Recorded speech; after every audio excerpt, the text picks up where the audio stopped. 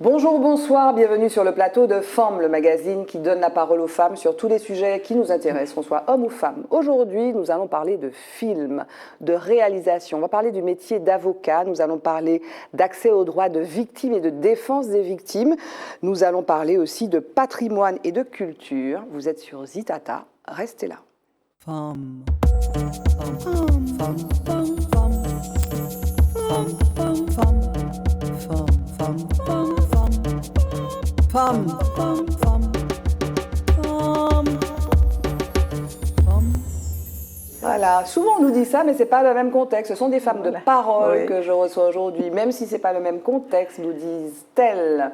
À ma droite, Madame Dina Riwal-Rosier. Comment ça va? Ça va très bien, je suis avec vous. Ah. Et avec tous les téléspectateurs qui nous regardent, j'espère. Et les téléspectatrices aussi. Aussi. On espère. À ma gauche, Madame Arlette Paquit. Comment ça va? Ça va très bien. Ça va bien? Oui, oui. Je disais deux femmes de parole, et Dina disait oui, mais ce n'est pas exactement le même contexte. Est-ce que vous pouvez vous présenter, mesdames? Dina. Alors, Dina, c'est une personne qui... j'ai été avocate et je suis aujourd'hui avocat honoraire, c'est-à-dire que j'ai pris ma retraite l'année dernière, après 45 ans d'exercice professionnel. De bons et loyaux De services. bons et loyaux services, un métier que j'ai exercé passionnément et que je recommencerai à exercer si c'était nécessaire. Dans la prochaine vie? Dans la prochaine vie, parce que comme je me disais l'autre jour, en une vie, je crois que j'ai déjà plusieurs vies. C'est vrai, lesquelles voilà. tu as menées? Alors, vie de mère de famille, vie de femme donc au foyer, vie d'avocate, au service des autres, vie, voilà. Donc, j'ai mené plusieurs vies en une vie déjà. Mais ce sont des activités qui sont tournées vers les autres. Toujours. Tu as eu combien d'enfants? J'ai 4 enfants et 9 petits-enfants. D'accord.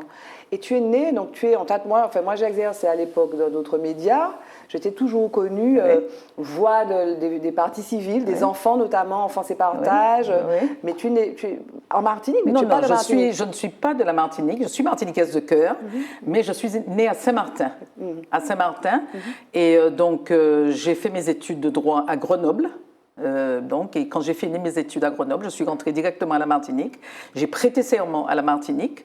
Et donc, depuis, je suis là, depuis 1976. D'accord, on va un petit peu parler de ton parcours et de comment tu as commencé. C'est vrai que c'est assez intéressant de l'entendre. Mais tu disais tout à l'heure, pendant le générique, oui, c'est pas la même, parce qu'un avocat ou une avocate prend la parole. Mais là, le fait d'être devant devant une caméra, c'est pas la même chose pour toi. Non, c'est pas la même chose, parce que je pense que quand je suis dans le prétoire, je suis chez moi. Voilà. J'ai le sentiment que je vais exercer ma mission, que j'ai des intérêts à défendre. Et à partir de là, je m'accapare totalement l'espace et je suis chez moi. Et c'est important pour toi d'ailleurs vraiment de t'acclimater, de te familiariser avec le lieu aussi. Avec le lieu. Et de bouger, en fait, tu as l'impression d'être dans ton environnement. À tel point que j'avais un gros procès d'assises à plaider et le palais avait brûlé, on sait que la cour d'appel avait brûlé et le nouveau palais, on n'avait jamais tenu les assises au nouveau palais. Et le dossier que je devais plaider, c'était la première fois que l'on ouvrait les assises dans ce palais. J'étais tellement mal dans ce milieu où on avait l'habitude du vieux palais, vous savez. La place, chaque chose à sa place. Voilà, et là j'arrive et je trouve c'est moderne, c'est froid, et je me dis, mon Dieu, comment je vais faire passer l'émotion dans ce milieu? Je suis allée avant l'audience m'installer et essayer en tout cas de m'habituer un petit peu à cette atmosphère, parce que je ne me retrouvais pas. J'ai dû le faire avant. Mais c'est important, d'une façon générale, quand on doit prendre la parole quelque part, c'est important de comprendre aussi dans quel espace on évolue. C'est un peu d'ailleurs comme les comédiens aussi. Exactement. Les comédiens, donc c'est lié, non? C'est lié. D'ailleurs, souvent les mauvaises langues nous disent, mais enfin, c'est du théâtre. C'est du théâtre. Mais tu vas nous expliquer tout à l'heure en quoi ça ne l'est pas, parce que c'est vrai que quand on vous va passer du rôle, et toi tu as joué les deux rôles en fait, défendre en défense et partie civile. Tu vas nous expliquer. Absolument. Moi je suis vraiment intéressée par comment on fait. Est-ce qu'il faut... Voilà, on revient à toi tout à l'heure. Arlette Paquit, toi, tu es une femme aussi de parole. Tu es une femme, on t'a vu à la télé, on a commencé ensemble à la TV, tu étais correspondante. Parle-nous de toi, donc présente-toi, s'il te plaît. Bien, c'est toujours compliqué de se présenter. Je vais juste dire que je m'appelle Paquita Arlette, Arlette Paquit en un seul mot, parce que c'est un prénom que je n'ai pas adopté. Donc quand ça va ensemble avec Paquit, ça me va Comment très tu bien. aurais voulu t'appeler? Je ne sais pas. Mon deuxième prénom, c'est Gina, mais je ne sais joli, pas. Gina aussi. Je sais pas. Je n'ai Bon, pas un jour, réfléchi. peut-être C'est vrai viendra que le moment où tu vas te rebaptiser. Voilà. Mais tu cherches ou pas? Peut-être. Non, je cherche pas. Je cherche pas. Je m'adapte. Quand je veux pas, je mets AP. J'ai des amis qui savent ça, qui m'appellent Arlette Ami. Bon, voilà, on va rajouter quelque chose à la fin. Bon, s'il y a une pensée qui peut-être me résumait, c'est sur la route où je vais, personne n'ira aussi loin que moi. Ah ouais. Parce que c'est à la fois la mienne, donc l'exigence que je peux avoir par rapport à moi et le respect que je peux avoir aussi par rapport aux autres, la tolérance, la possibilité d'échanger, d'essayer de se comprendre, parce qu'il me semble que qu'on a acquis des capacités techniques d'aller un petit peu partout, d'aller explorer le monde, mais que l'exploration de nous-mêmes, de nos relations, de comment nous devons vivre ensemble, il reste beaucoup à faire, je crois. J'ai toujours connu Arlette, moi, effectivement, se posant ce type de questions-là, qui voulait comprendre la profondeur des gens. C'est vrai, chaque fois où on dit, oh, on va régler ça, mais attendez, il y a une question à se poser avant, peut-être une deuxième, une troisième, une quatrième. Et finalement, et je me rappelle qu'à la TV, bon, tu as toujours été à la télé, tu fais de l'actu, hein, Oui. mais aller chercher les gens, aller rencontrer les gens, comprendre le pays, c'est ça qui te détermine. C'est ça, comprendre le pays. Et puis aussi tes anneaux, enfin tes ça te caractérise aussi. Ben oui, il y a mais toujours, explique-moi pourquoi c'est toujours de seul côté d'ailleurs. Parce que je crois que je ne t'ai jamais vu avec deux boucles d'oreilles. Ben oui, peut-être parce que je suis déséquilibrée par principe. Positivement. Positivement. Mais il y avait une petite fille qui, quand j'étais à la TV, justement, avait trouvé la réponse. Elle avait dit que ma mère avait oublié de me percer l'autre oreille. Donc, c'est le cas? Ce n'est pas le cas, mais bon, j'ai trouvé ça très joli. Oui, c'est ça joli. te convenait. Oui, ça me Et alors, tu as grandi où? Dina nous a dit qu'elle est née à Saint-Martin. C'est Saint-Martin ou Saint-Martin? Non, je suis née à Saint-Martin, mais de famille habitant Saint-Martin. D'accord. Donc voilà. Et donc... Non, moi je suis née à Rivière-Salée, des Marinières, le quartier des Marinières plus précisément. Voilà, dans la nature, dans le secret du monde, si je peux dire, parce que peut-être que c'est ce qui m'a donné un peu ce caractère un peu en retrait. Je dis toujours que j'ai toujours un pied dedans, un pied dans le monde, et puis l'impression de ne pas y être totalement. Voilà, je passe mon enfance ici et là. Mais le lieu te caractérise ou pas? Parce que ici, j'ai reçu beaucoup de femmes ou bien d'autres émissions qui disent je suis martiniquaise et qui insistaient sur ça. Et quand on interroge, ça voulait dire des choses et ça allait avec autre chose. Est-ce que toi, le lieu dans lequel tu es né, tu as évolué, te caractérise, fait de toi la personne que tu es, ou bien tu aurais pu être née, je ne sais pas. Non, je pense qu'en partie, oui, dans le côté, effectivement, comme je disais, un peu en retrait, oui, parce que j'étais dans les bois, en contact avec la nature, à me raconter des histoires. Voilà, c'est pour ça que je regarde même les gens qui sont nés à Fort-de-France. Pour moi, c'est une autre manière de concevoir les choses. Bon, la Martinique est un petit pays, on n'a pas l'impression qu'il y a ces différences. Mais ce qui me passionne, c'est justement de voir tous ces presque des micro-civilisations, entre guillemets, en fonction des lieux où tu te trouves. Voilà. Et alors, tu es aussi réalisatrice, donc à la TV, tu étais journaliste, et depuis quelques années, tu réalises des films, et tu en as réalisé quelques-uns, donc toujours sur la culture, le patrimoine. L'un des derniers que tu as fait, c'était sur Monshoashi, la parole sauvage. Monshoashi, que tout le monde ne connaît pas, donc c'est quelqu'un que tu as voulu faire découvrir. C'est un poète. C'est quelqu'un qui parle de Nietzsche, qui parle de Montaigne, qui parle de Baudelaire. Qui parle de tous ces philosophes et de poètes qui l'ont marqué. Pourquoi? Raconte-nous un peu ton choix de faire de la réalisation après la télé. Ben, disons que je pense que les prémices étaient déjà là. Hein. Je crois que je faisais quelquefois du ciné-reportage, je crois, en essayant de mettre en scène les choses. J'avais envie encore d'aller plus profondément, comme tu l'as fait remarquer, et surtout d'avoir le temps et la possibilité d'avoir un point de vue. Puisque, bon, en tant que journaliste, tu n'as pas toujours la possibilité de le faire. Parce que tu es neutre. Oui, tu dois être neutre. Tu as un point de vue, mais tu essaies de le neutraliser le plus possible. C'est pour ça que je préfère le mot neutre au mot objectif, oui. On a une neutralité à respecter, alors que là, je peux aller profondément et puis je peux ouvrir les espaces.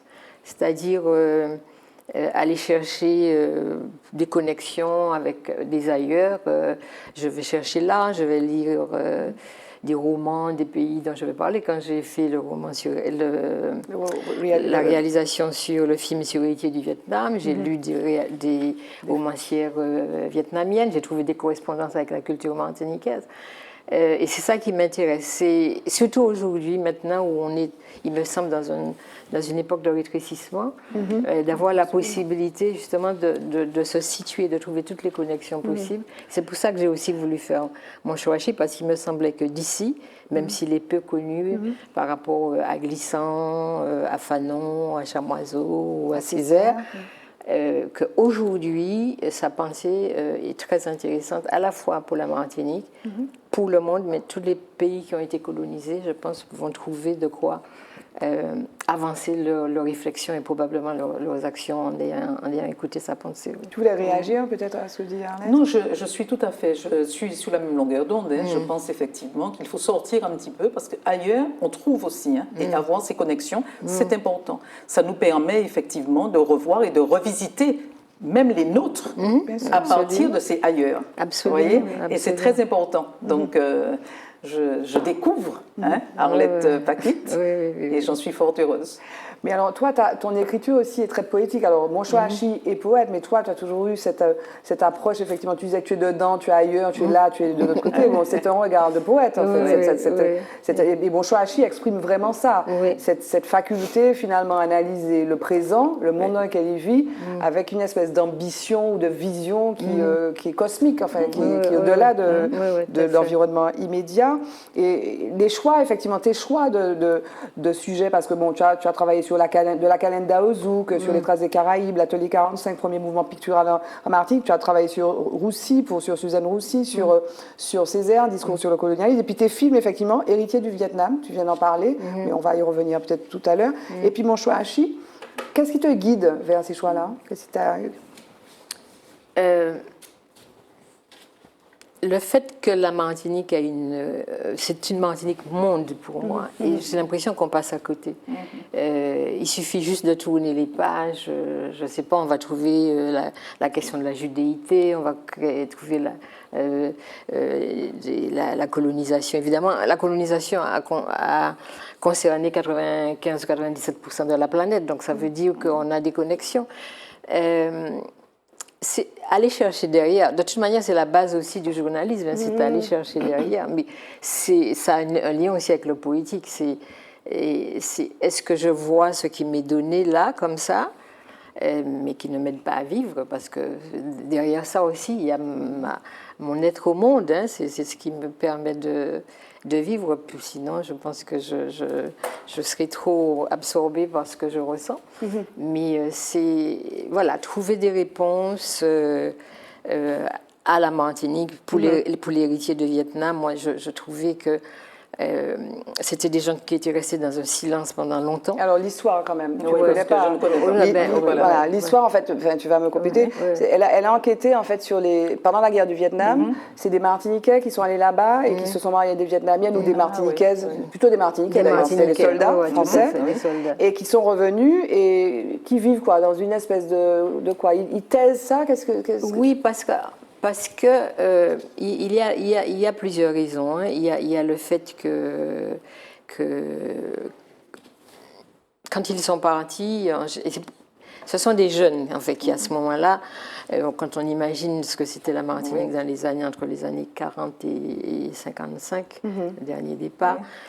Bon, et on connaît l'histoire de la Martinique, là je vais pas épiloguer dessus, mais ce sont des gens qui partent parce qu'ils sont à la fois, ils vont chercher de quoi vivre, mais il y a à la fois l'élan aussi de la jeunesse, à qui on promet monts et merveilles, ils vont pouvoir aller visiter des pays, etc. Mais c'est après que les gens vont se rendre compte qu'ils sont rentrés dans un maelstrom de la mondialisation, avec de la domination d'États sur des États, une guerre qui n'est peut-être pas justifiée. Et ils vont se retrouver dedans sans avoir bien compris. Quand ils reviennent ici, ce qui les caractérise, c'est que même si on avait déjà une entrée ici de personnes d'origine asiatique, mais c'était par les hommes. Donc, on comprenait cela parce que si tu dis certains noms comme Okansan ou Yonowen, on sait, ça donne la signification du nom. Tandis que là, c'est par les mères. Donc, il n'y a pas de nom, il y a le nom du père. Donc, il y avait une espèce d'étrangeté pour les gens à se retrouver, pour les Martiniquais à comprendre qui c'était. Puisque, bon, rien ne disait qu'est-ce qu'il y avait derrière cette histoire. Donc, ils ont été assez vilipendés. Quand on a, pour plusieurs raisons, pour ce qu'ils sont, pour le fait qu'ils se soient battus avec la France. Voilà, donc il me semblait que cette question-là se rattachait à la modernité des jeunes, par exemple, qui sont dans les banlieues de Paris et qui vont chez Daesh. Pourquoi Voilà, peut-être parce que, justement, on a un besoin d'idéal, on va vers quelque chose et puis on se retrouve embarqué dans autre chose. Voilà. Qui vous dépasse. Qui vous dépasse, voilà. Et donc, ce qui était intéressant pour moi, c'était absolument de montrer l'erreur que nous avions, de les avoir enfermés dans une histoire qui nous concerne. Les femmes vietnamiennes, elles sont presque toutes mortes. J'ai regretté de n'avoir pas eu accès à cette histoire beaucoup plus tôt, parce qu'elles sont rentrées dans une prison, en fait, ici. Parce que quand elles arrivent ici, elles reconnaissent un pays qui ressemble au leur, puisqu'il y a les mêmes fruits, etc. Quand elles vont au marché, on se moque d'elles, parce qu'elles sont habillées avec leurs vêtements traditionnels. Et donc, elles restent enfermées, une deuxième geôle dans le pays Martinique. Et les enfants reçoivent ça. Et donc, c'est un plaidoyer pour, voilà qui nous sommes. Et si nous ne nous regardons pas tels que nous sommes, on va tomber, dans...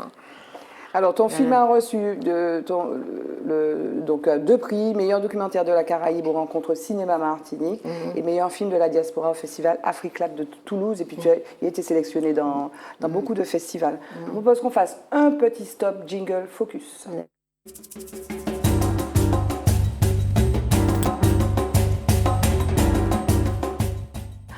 Alors, dans Focus, je voulais qu'on revienne sur un fait d'actualité tout à fait récent. Le 24 novembre dernier, l'Assemblée nationale a voté une proposition de loi pour que la Constitution intègre le droit et garantisse le droit à l'avortement.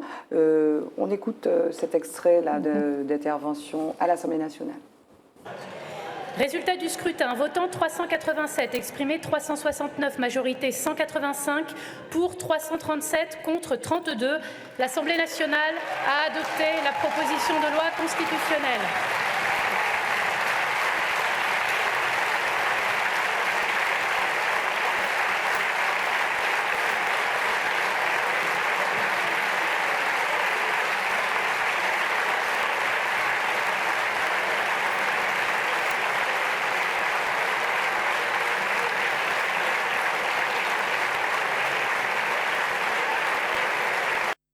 Voilà, donc cette proposition de loi visant à inscrire dans la Constitution le droit à l'avortement. Alors pourquoi? Parce que certains pays, dont les États-Unis, reviennent sur ce droit. Qu'est-ce que vous en pensez? Toi, la juriste. Oui, alors moi, je pense que, pour moi, c'est une très bonne chose. Mais ça nous renvoie aujourd'hui à la fragilité de nos acquis.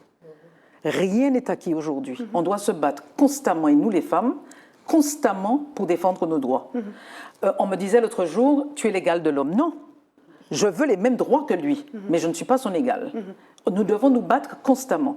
Et cette loi, quelque part, c'est bien que ça soit fait, parce que, il fallait le faire. Il reste encore des choses, parce que c'est l'Assemblée nationale, après ça part au Sénat, il faut que le Sénat l'adopte dans les mêmes termes. Oui, mais ça sera adopté. À mon avis, ça sera adopté, parce que tout le monde est conscient que les choses peuvent basculer du jour au lendemain. Et donc, moi, c'est ça qui m'interpelle et m'interroge aujourd'hui. Pourquoi avons-nous besoin, aujourd'hui, dans notre société, d'une telle loi ? Pour nous, c'était un acquis. Simone Veil s'était battue pour avoir... Juste, je t'interromps 2 secondes, Dina, excuse-moi. En France, ça fonctionne. Il y a pas... On sait que ça fonctionne, effectivement, Simone Veil, 75. Sauf que les États-Unis, qui sont revenus, la Cour suprême en juin sur l'arrêt Roe versus Wade, des États. Avant, le droit à l'avortement, c'est un droit fédéral.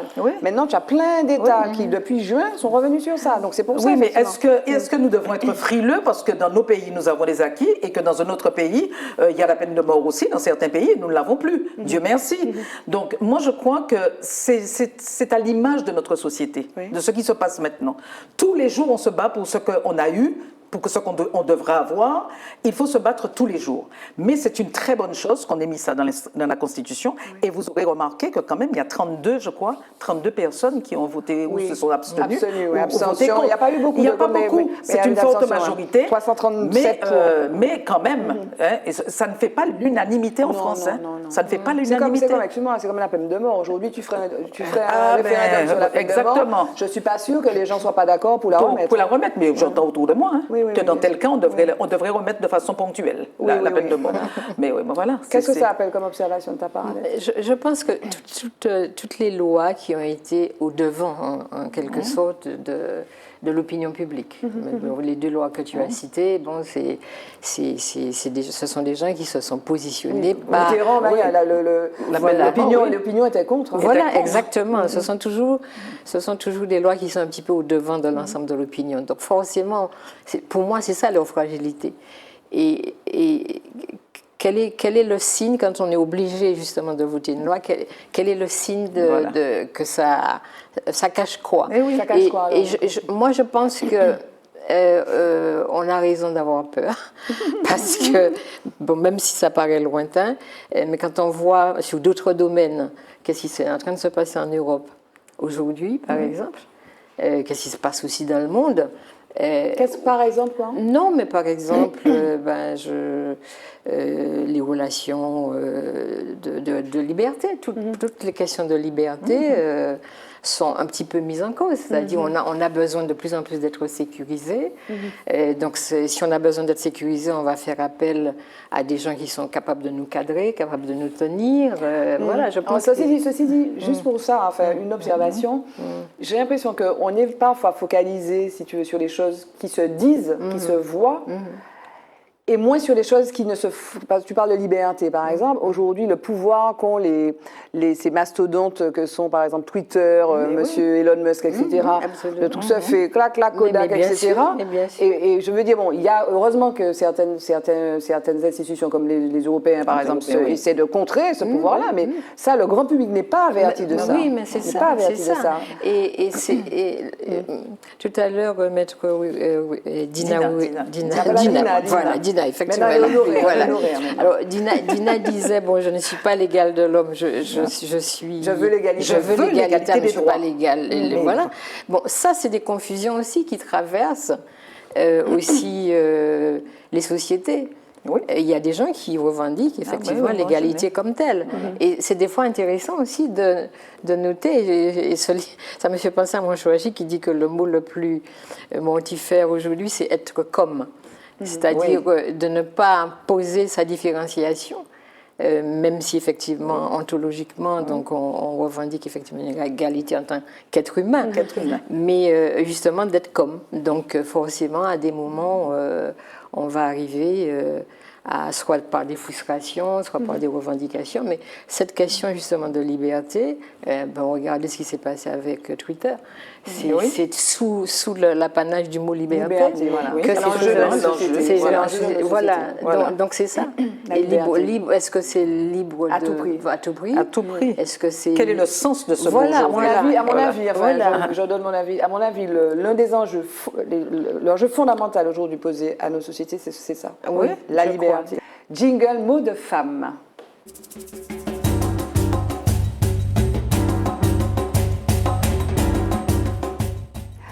Voilà, dans quelques instants, Dina, on va parler de la DAVIM, donc l'association départementale d'aide aux victimes de la Martinique. France Victime. Voilà. Mais je voudrais qu'on revienne un petit peu à ta vie d'avant. Oui. Ok. Donc, et tout à l'heure, je posais la question comment on fait pour défendre les victimes, et tu en as défendu quelques-unes, notamment pour Enfance et Partage. Et puis, donc, c'est les parties civiles, comme on dit. Et puis, la défense, assurer la défense, par exemple, de Niki. Oui. Niki, il y en a beaucoup. Voilà. Des dossiers terribles que j'ai eu à connaître aux assises, des crimes odieux, que ce soit commis d'ailleurs par homme comme par une femme, parce que j'ai eu des dossiers de femmes. L'affaire Rinon, par exemple. L'affaire le double assassinat, Madame Hildéralde. J'ai plaidé 2 fois pour elle, pour assassinat. C'est une femme qui avait fait quoi? Qui avait d'abord tué la maîtresse de son mari, et ensuite, quand elle est sortie de prison, elle a tué son concubin. Ah ouais. Donc, qui était un homme marié en plus. Donc, j'ai plaidé les 2 fois pour elle. Mais dans quel état d'esprit on est donc? Voilà, parce que ces gens-là, c'est toujours ce qu'on se pose comme question, pas vrai, Arlette? Moi, tu vas faire, à mon avis, tu fais un docu sur les avocats, tu vois, l'esprit des avocats. Parce que la culpabilité, il ne s'agit pas de nier la culpabilité. Du tout. C'est quoi l'objet? C'est quoi l'enjeu? L'enjeu, c'est montrer. Oui. Alors ça a été toujours mon mot. Ça, c'est mon fil. Vous voyez, l'humain avant tout. Et j'avoue que pour cette femme qui a tué 2 fois, avec préméditation, donc Madame Hildegard, quand j'ai vu cette femme à la maison, quand on l'a arrêtée et qu'on l'a emmenée au palais de justice, j'ai dit, mon Dieu, mais qu'est-ce que j'aimerais plaider pour elle? Ah oui? Parce que quand j'ai eu un moment, un aperçu sur son regard, je me suis dit, elle est perdue. Donc, et moi, je me suis dit, j'aimerais retrouver, je ne savais pas qu'elle allait me choisir. Il faut qu'on la remette dans le monde des humains. Et ça a été un travail extraordinaire. Et j'avoue que c'est ce travail-là qui me motive au départ. Mais tu es comme un médecin, en fait. Absolument. Médecin du cœur, médecin de la tête. De l'âme. Parce que, vous savez, il y en a une aussi, Madame Rinan, quand elle m'a choisie, je lui ai dit, quand j'ai entendu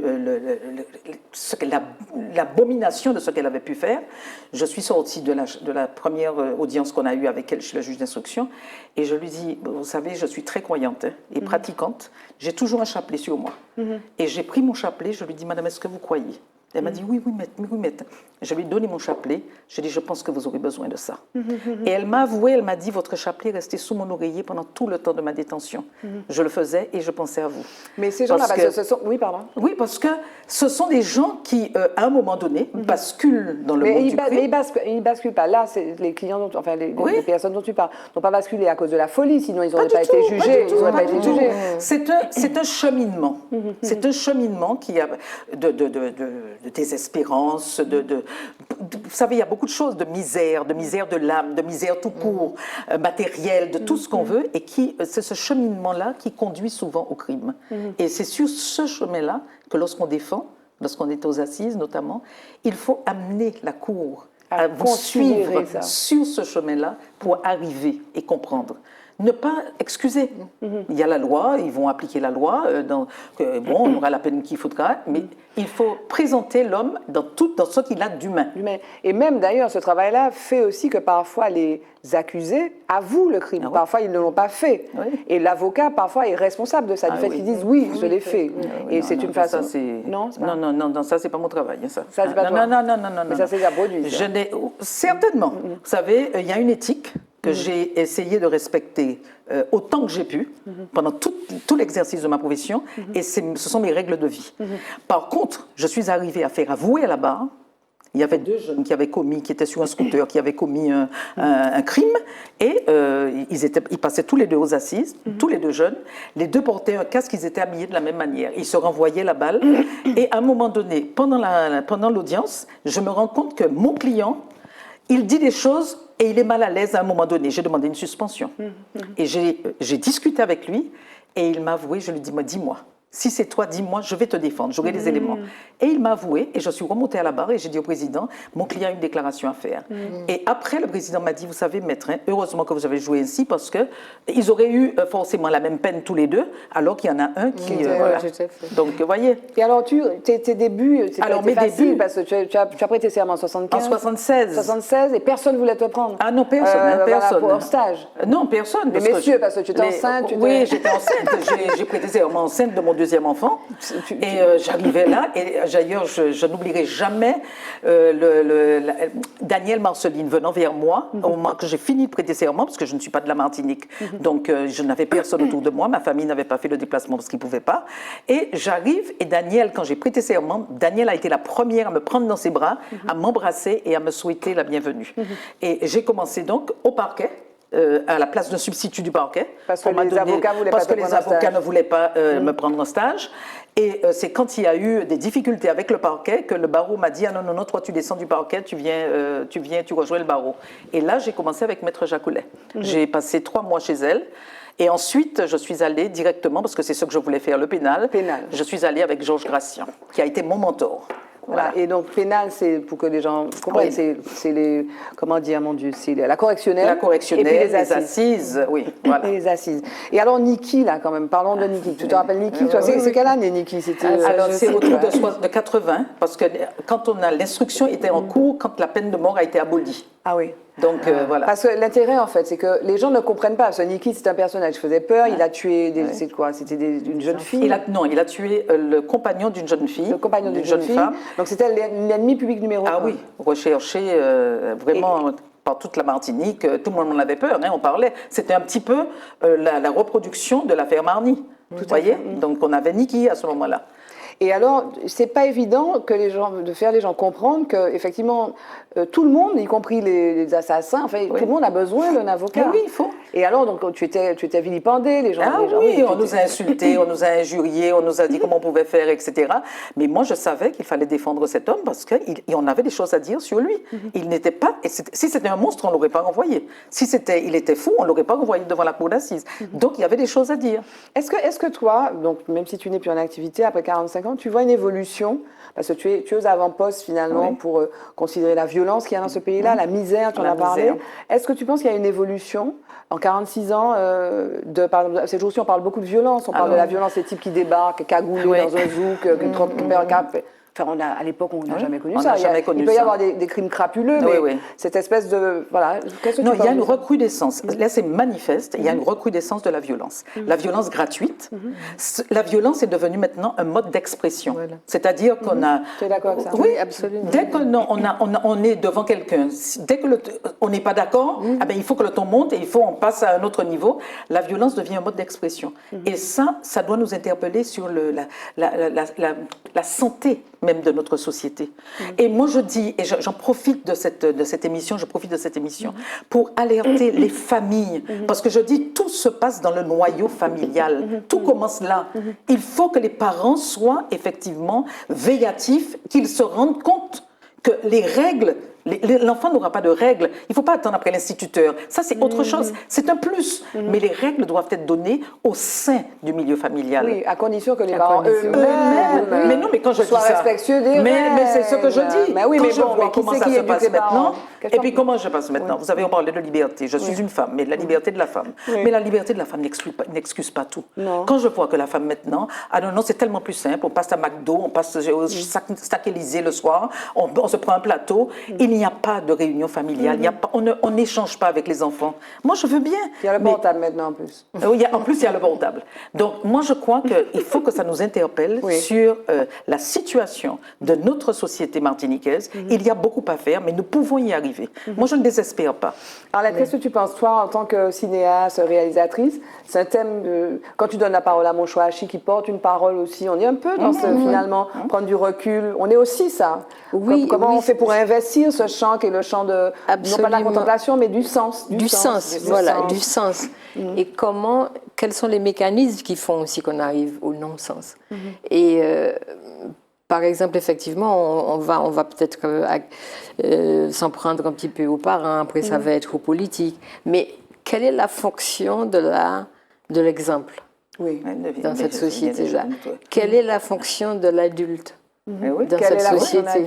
C'est-à-dire qu'on parlait de liberté, mais on pourrait parler d'égalité, où l'idée aujourd'hui, c'est de niveler un peu tout le monde. Et par le bas, si possible.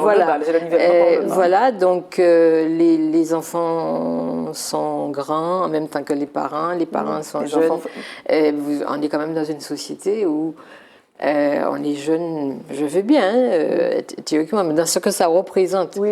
On est jeune, jusqu'à 60. Il n'y a pas de sage, en fait. On est dans une société où, en fait, exactement. On est dans une société où il n'y a pas de sage, en fait. Il n'y a pas de sage. Et il n'y a plus d'autorité. Oui, mais à l'époque, si tu veux, par exemple, des grands-parents, enfin, moi, je me réfère toujours à ça, les grands-parents...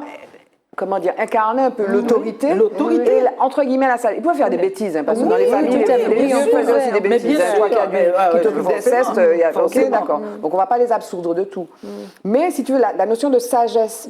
Et moi, je pense, par exemple, enfin, à une société, la société kanak. Ils font la coutume, tu as les anciens. Il y a aussi là, il y a des travers, etc. Tu as des rites qui il y a des rites, qui cimentent. C'est vrai que c'est un problème, ça. Mais nous n'avons rien. absolument. Et souvent, quand vous discutez avec les jeunes, ils vous disent, hein, Oui. ils vous disent, mais maître, moi, on m'a jamais dit ça. Oui. Ils sont- Mais tout à fait. ils C'est-à-dire, sont, effectivement, et par rapport à l'idée d'avoir mon choisi, c'est aussi ça. Donc, on rappelle que cette société-là, encore, heureusement, quelques fondements. Encore faudrait-il qu'on en parle, qu'on les valorise, que ça fasse partie du quotidien Absolument. et qu'on retisse les liens. Je crois que qu'ici, ça Mais me comment paraît on fait? fondamental. Comment on fait? Toi, comment on fait? Toi, tu fais œuvre quand tu fais ce que tu fais. Oui, oui, Mais l'idée. fondamentalement, structurellement, est-ce qu'on n'est pas allé? Toi, tu as bon espoir, tu es optimiste. Je suis optimiste. Mais bon, est-ce qu'on n'a pas un train de retard ou deux ou trois? On les peut dames, avoir hein? 15 trains de retard. Je pense que tant que l'homme est vivant, on peut encore agir. Il faut redresser la Il faut barre. redresser certaines choses, il faut resserrer certains boulons, mais il faut en être conscient et avoir la volonté de le faire. Arlette, Oh, Et c'est ça qui me... je pense ne pas se renvoyer des responsabilités. Des responsabilités, Je voilà. pense que quand on accuse les politiques, ça veut dire qu'on ne sait pas que ces politiques-là sont nées aussi de notre histoire. Et puis c'est donc nous ils ne peuvent pas être c'est parfaits. exactement, aussi. ouais, Oui, exactement. Voilà, donc on est doublement Non, responsable. ils ne peuvent pas être parfaits. Et puis je pense que quand je dis retisser les liens, c'est que, je ne sais pas, pourquoi j'ai parlé du politique, si j'ai quelque chose à aller dire en politique, on n'est quand même pas dans un pays... C'est pas Poutine, quoi. Voilà, c'est-à-dire on peut aller rencontrer cette personne, Xi il dit je ne Jinping. suis pas Mais oui. d'accord. Il faut reprendre, je pense, de la capacité de discussion. Oui, le Depuis dialogue. quand on était à la TV, je me rappelle que quand il y avait des débats, Ouais. On faisait des débats. non, mais en même temps, ce qui était déjà souterrain, Oui. c'est l'incapacité de regarder et de dire je suis pas d'accord avec toi. On passait, on dit mais oui, vous avez vu comment elle me parle, ma Barbara Jean-Élie, ça n'est pas normal. Voilà. C'est-à-dire c'est à toi qu'on va demander d'être témoin de la relation qu'on pourrait avoir voilà. avec Mais c'est l'autre. ça. Donc c'est ça, c'est-à-dire, je pense déjà il faut mettre ça à plat. rétablir Comme le je dis, il faut dialogue. qu'on se dialogue, dise nos rétablir monstruosités. le dialogue. Il faut qu'on soit capable de nous dire nos vérités. Absolument. À tous les niveaux, c'est-à-dire si on continue à cacher les choses parce qu'on ne doit pas se dire les choses, on peut se le dire avec amour, avec amitié, Oui, il faut avec se le respect. dire, mais avec il faut se le respect. dire. Il faut se le dire avec respect, respect. ouais. Et il faut se le dire et il faut que l'autre soit en capacité d'entendre. Non, mais ça aussi, Donc, attends, ça aussi, c'est, excusez-moi, ça c'est une vraie. Moi, j'insiste de temps en temps sur ça, la communication non violente. Oui, on a eu l'occasion de le dire, ça C'est ça. s'apprend. Ça Oui, s'apprend. et ça Ça devrait faire s'apprend. partie d'ailleurs, ça devrait faire partie Oui. dans notre société Oui. des savoirs fondamentaux. Mais on l'a, par exemple, dans la langue créole, moi, ce qui me frappait, la capacité de non-violence de cette langue. Moi, ce qui me frappait quand je venais à Fort-de-France et que je voyais chez les chauffeurs de taxi ou les gens, les marchands qui se disaient des choses les plus effroyables.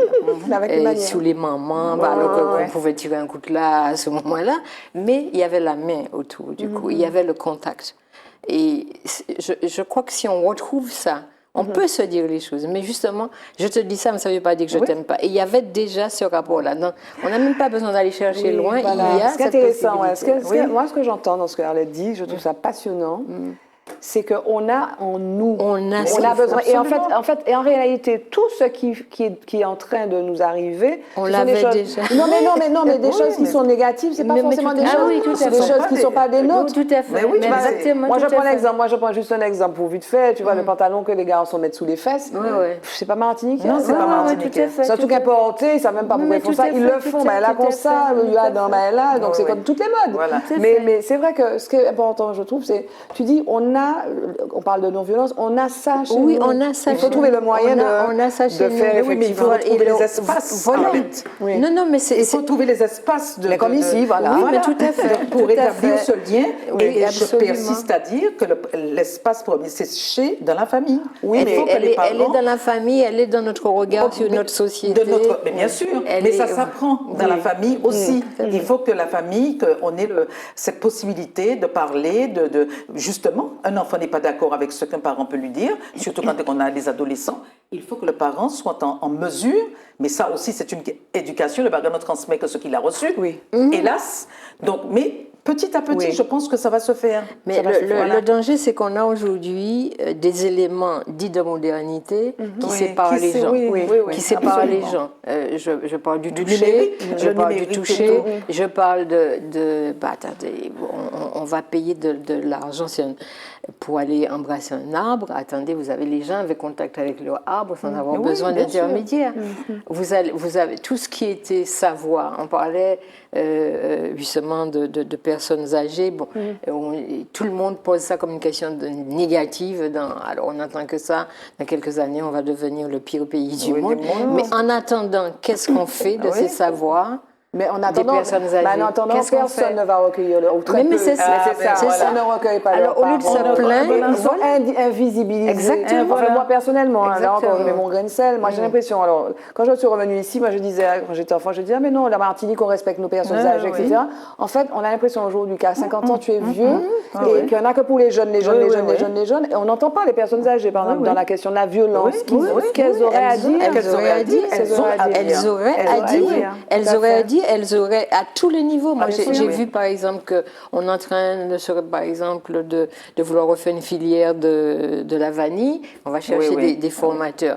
Attendez, chez les personnes âgées, tout le monde a savait, enseigné voilà, à ses féconder la enfants comment vanille. féconder une vanille. Absolument. Et retrouver leur savoir, leur capacité, ils ne sont pas là dans des mois en train d'attendre que Mais le c'est monde aussi, finisse. le travail de la cinéaste. Je veux donner la parole, parce que sinon, je Oui, veux donner c'est la vrai. parole moi, à Dina sur l'ADAVIM. L'ADAVIM. Donc, Alors- l'Association départementale d'aide aux victimes, France Victimes. Oui, alors. Donc, c'est quoi? C'est une association qui est née il y a 16 ans à peu près. Hein. On est Tu es membre. présidente. Oui. Et on est membre de la Fédération France Victimes, qui regroupe 132 associations. Et l'objet de notre association, c'est de prendre en charge, d'aider toutes les victimes de toutes les infractions pénales, hommes comme femmes. On ne fait pas. Donc, quand il y a de violences faites aux femmes, nous sommes concernés, puisque. Mais ça peut être aussi violence faite à un homme, on sera concerné. Violence à un enfant, on se tue un enfant, on sera concerné. C'est toute forme de violence, d'infraction. À partir du moment où c'est l'infraction pénale, on est concerné. Mais c'est quoi Voilà. les problèmes? Les problèmes, on entend souvent dire, pas forcément dans le cadre de violence, mais que l'accès au droit, c'est un problème. Par exemple, tu as plein Alors, de... oui, mais tu as deux choses. Oui. Tu as l'accès au droit, c'est le CDAD. Hein, ça s'appelle le CDAD, on en parle beaucoup. Donc ça, c'est le CDAD, c'est effectivement qui s'occupe de l'accès au droit. D'ailleurs, j'ai entendu qu'il y aura bientôt un point d'accès au droit, même à la maison d'arrêt, ce qui est une bonne chose. Donc ça permet aux personnes... Le rôle du CDAD, c'est précisément de permettre aux gens, les gens viennent au CDAD et disent, bon, moi j'ai tel problème, qu'est-ce que je fais, etc. Et le CDAD, normalement, doit orienter la personne. C'est-à-dire que notamment les victimes, eh ben, le CDAD les oriente logiquement vers la DAVIM ou logiquement, quand c'est une femme et qu'on peut l'orienter vers l'UFM, on l'oriente, etc. Donc le CDAD oriente les victimes. Hein, Mais c'est pas que... ne s'occupe pas des victimes. Hein. D'accord, mais vous, donc vous occupez quoi? Vous allez aider les gens à trouver un avocat? Alors, allez... oui, on a un psychologue qui travaille avec nous. Il y a 6 salariés à la DAVIM. Il y a une directrice. Et donc, nous recevons les personnes. Nous sommes présents au bureau d'aide aux victimes au Palais, le BAV. On est présents aussi à Sainte-Marie. On était présent à Rivière-Salée, mais ça a brûlé. On sera présent à Saint-Pierre à partir du début de l'année. On sera présent aussi au Lorrain, au Vauclès. Donc, on a des points où on va pour recevoir des personnes qui ne savent pas quoi faire. Elles sont victimes d'une infraction. On les aide à préparer la plainte. D'accord. Ou alors, on dit, bon, il faut aller à la gendarmerie déposer plainte. Comment ça va se passer? Les accompagner. On peut les accompagner, effectivement. Et puis, quand ces personnes arrivent au palais, on les reçoit, on a une liste d'avocats vers qui on peut les orienter aussi, qui prennent en charge les avocats leur représentation aux audiences. Donc, vous voyez, on est là pour aider les victimes. Notre rôle, c'est ça. Et nous sommes la seule association agréée par le ministère de la Justice. Et il y a beaucoup de gens qui viennent vous voir. Ah, il y en a beaucoup. Hein. L'année dernière, on était à plus de 1000 et quelques personnes reçues. Cette année, on n'a pas encore on n'a pas arrêté les chiffres. On est à plus de 800 personnes déjà reçues. Et c'est quoi le type de problèmes qui se posent? Beaucoup de violence, intrafamiliale, oui, de la De route, voisinage. voilà, de voisinage, on a un peu de tout, mais beaucoup de violence, effectivement, intrafamiliale. Et alors, dans les parce que tu m'as dit que cette association a 16 ans, Oui. là aussi, on observe une évolution ou c'est le même type de violence Non, c'est à l'image de la société, hein. C'est à l'image de ce que vous entendez, de ce que nous voyons. Hein. C'est vraiment, il y a une évolution, une recrudescence des violences. Hein. D'accord. Voilà. Tu voulais dire quelque chose, Arlette, sur ça? Non, non, ça va. Alors, là, maintenant, il est informé. Il nous reste 4 minutes, mesdames. Oui. Quel est l'homme qui vous a le plus influencé? Elle n'a pas vu l'émission, donc elle ne sait pas que je vais poser la question. Quel est l'homme qui t'a le plus marqué? Influencé / marqué, l'homme dont tu aurais envie de parler? Comme on parle beaucoup de femmes. Je reste dans la sphère, je ne vais pas rentrer dans ma sphère intime, je vais rester dans ma sphère professionnelle, volontairement, et comme je vous le disais tout à l'heure, c'était Maître Georges Gracian. Qu'est-ce qui t'a amené, donc, outre le fait que c'était ton mentor, en quoi il t'a formé? Il m'a d'abord appris, il m'a appris le regard qu'il faut jeter sur l'être humain. Il m'a appris comment regarder l'être humain. Et ça, c'était très important. Et il me disait, Dina, de toute façon, sache que quand tu dois défendre, c'est d'abord un être humain que tu dois défendre. Comment regarder un être humain? Sans jugement? Sans jugement d'abord. C'est ça d'abord? Oui, il faut entendre ce qu'il a à dire. C'est difficile, ça. Et aller avec lui, et comme je dis, on a notre rôle en tant qu'avocat, c'est aller justement dans le tréfonds de l'âme. On est avec lui à la recherche de tout ce qui ne dit pas, des non-dits. On doit faire sortir ça quelquefois. Et ça, c'est un travail extraordinaire. Et je disais, moi, c'est ma plus grande richesse aujourd'hui, c'est d'avoir côtoyé tous ces hommes et femmes pendant toute ma profession. Je crois que je ne veux pas de plus belle richesse que ça, et mes enfants. Voilà. Est-ce que ça t'est arrivé de dire non, je ne veux pas? Si, j'ai refusé des dossiers. Ah oui, j'ai Lesquels, refusé les par exemple, dossiers les personnes? parce que non, c'est parce que je n'étais pas en confiance avec la personne. Je pense qu'on n'était pas sur la même longueur d'onde et j'avais le sentiment qu'au départ il y aurait des tentatives. Je dis bien parce qu'on me manipule pas, mais il y aurait eu des tentatives de manipulation. Et quand j'ai senti ça, voilà. Il faut qu'il y ait quand même de la sincérité. Ah, il faut de la sincérité. Oui. Hein, à nous après, nous utilisons avec les instruments que nous avons, nous utilisons ce que nous entendons. Nous mettons ça en forme. Mais il faut la sincérité. L'homme qui t'a le plus marqué, celui dont tu as envie de C'est parler? une question extrêmement difficile. J'étais en train de réfléchir. Attention à ton micro. J'étais en train de réfléchir à la question. Non, C'est marrant, toutes les deux, vous commencez par non. Hein. Non, l'homme qui m'a... Non. Non, mais c'est vrai, mais parce que c'est multiple. Je n'ai pas un homme, un individu. J'ai ce que j'appelle mon armée de l'ombre qui est faite de femmes, d'hommes que j'ai côtoyés. C'est qui alors, le premier nom qui est celui dans ton armée? Le général. Le général, la première guerrière ou le guerrier. Tu as le droit de parler d'une femme, si tu veux. Non, j'ai pas de personne. J'ai des livres, j'ai des rencontres avec des livres, mais immédiatement. Et quel livre alors? Bien, toutes les pensées qui construisent le pays. Je vais parler de Fanon, de Césaire, de Moshoashi. Oui, c'est des gens qui m'accompagnent, que je lis, que je relis, je découvre. J'ai lu quand j'étais jeune, quand j'étais étudiante, je relis maintenant. Je ne trouve pas les mêmes choses, ça m'aide à aller, mais je pourrais aller chercher des films aussi dans les pays du Nord, dans l'Amérique latine, Pablo Neruda. Voilà, c'est plus des rencontres, Sonia Laboutansi, mais voilà, c'est des rencontres, même si je ne les ai pas rencontrés en tant qu'individu, mais ce sont des gens qui me nourrissent, quoi, mais ils sont nombreux. Je crois que tu as un projet tu n'as jamais écrit, toi? J'ai écrit avec Daniel Marcellinet, voilà, des choses professionnelles dans le monde judiciaire. Hein, on a écrit, parce qu'on a écrit un livre, Les grands figures et procès. Oui. Voilà, on a écrit pendant 10 ans La Voix du Palais, on a tenu quand même, la revue La Voix du Palais, Daniel, Marie-Alice et moi-même, pendant 10 ans. Donc, mais nous avons un projet, Daniel Marcellinet et moi-même. D'accord. Voilà. Jingle, le mot de la forme, le mot de la fin, il nous reste presque plus de temps.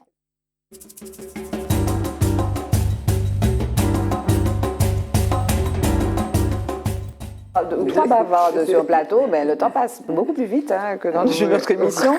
Le mot de la forme, le mot de la fin, ce serait quoi, Arlette? À propos de... Ah non, on a dit ça ou on a dit un mot, 2 mots, une phrase. Juste pour finir. C'est une phrase à l'attention de nous toutes et de nous tous. tenons-nous dans la voie sans faiblir. Chabired Pamoli. Chabired Pamoli. Ouais, Voilà. Ça veut dire, mais pas dans le côté, c'est tenons-nous, maintenons-nous dans la voie sans faiblir. C'est-à-dire dans la voie de l'exigence. De l'exigence. Et dans la voie, justement, on me dit de la spiritualité. C'est tellement galvaudé, voilà, les c'est mots. galvaudé. C'est galvaudé Oui, tellement. mais en même temps, mais Non, mais c'est galvaudé. c'est très bien, de la c'est- spiritualité. Voilà. L'esprit, spiritualité, C'est-à-dire, voilà, l'esprit. exactement. C'est ça, la que l'esprit spiritualité. soit au premier plan. Voilà. Que l'esprit soit au premier temps. Voilà. Dina, le mot de la femme, ce serait quoi le mot de la femme? Moi, je dirais simplement, soyons à l'écoute de l'autre, pour que justement les choses avancent et travaillons avec dignité et toujours dans le respect pour que ce pays avance. Moi, j'ai vraiment envie de faire des choses, mais on ne fait jamais rien seul. Hein. Il faut les autres et on ne s'accomplit qu'avec les autres. Tout à fait. Voilà. Donc on rappelle donc qu'il y a cette association, l'ADAVIM, L'ADAVIM, voilà, pour oui, toutes oui. les victimes. Et il y a un site internet, un numéro de Absolument, téléphone. absolument. Ok. Voilà. Merci d'avoir été avec nous sur le bien, c'est plateau. nous qui te Arlette remercions. Et Dina Voilà. pour ce numéro de Forme. Je vous retrouve mardi à 20h05 sur Zitata, la même antenne, avec des femmes tout aussi extraordinaires et inspirantes. À bientôt, bye bye. Femme. Femme. Femme. Femme. Femme. Femme. Femme. Femme. Femme. Femme. Femme. Femme.